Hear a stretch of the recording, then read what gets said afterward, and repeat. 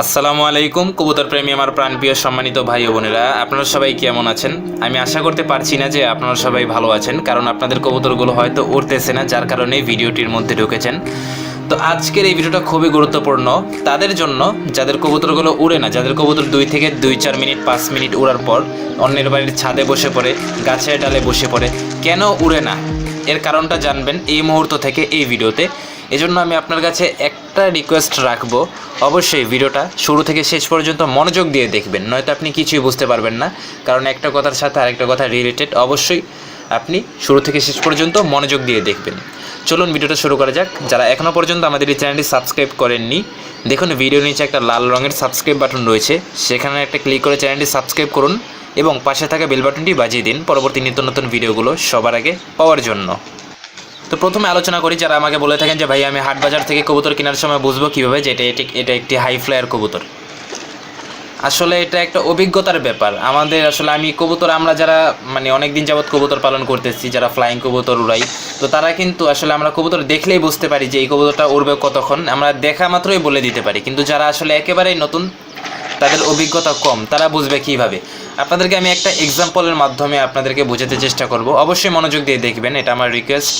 তো সেই এক্সাম্পলটা হচ্ছে, ধরেন একটা মানুষের ওজন হচ্ছে 100 কেজি আর একটা মানুষের ওজন হচ্ছে 60 কেজি।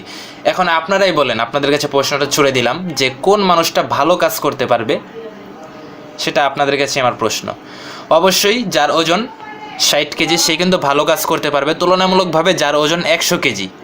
তো তেমনই কবুতরের ক্ষেত্রে, যেই কবুতরের ওজনটা একটু কম হবে এবং কবুতরটা একটু লম্বা চড়া হবে, ঠিক আছে, একটা কবুতর লম্বা চড়া হবে, গলাটা লম্বা হবে এবং স্ট্রং হবে, দাঁড়ানোর স্টাইলটা একটু ভিন্ন আকৃতির হবে এবং কবুতরটা লম্বা চড়া হবে, চিকন চাকন হবে, তেমন ওজন থাকবে না এবং স্ট্রং হবে, সেই কবুতরটাই ভালো উড়বে, আপনি এইভাবে চিনতে পারেন।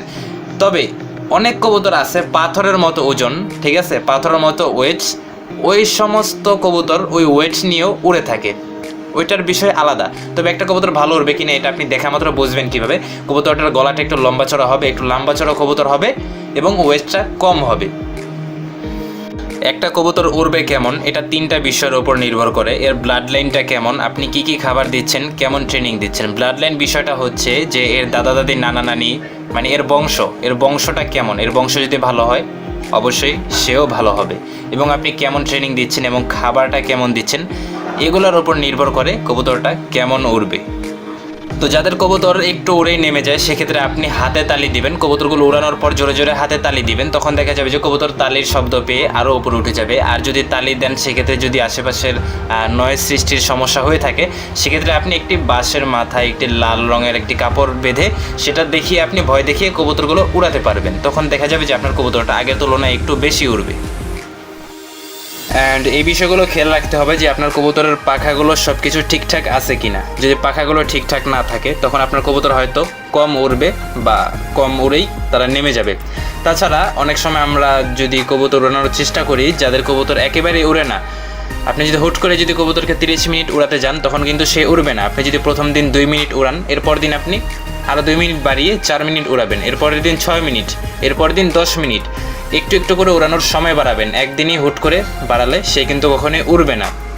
তো এই ছিল মূলত ভিডিওটার মাধ্যমে যদি ন্যূনতম উপকার পেয়ে থাকেন, অবশ্যই ভিডিওর নিচে থাকা লাল বাটনে ক্লিক করে চ্যানেলটি সাবস্ক্রাইব করবেন এবং পাশে আসা বেল বাটনটি বাজিয়ে দেবেন পরবর্তী ভিডিওগুলো পাওয়ার জন্য।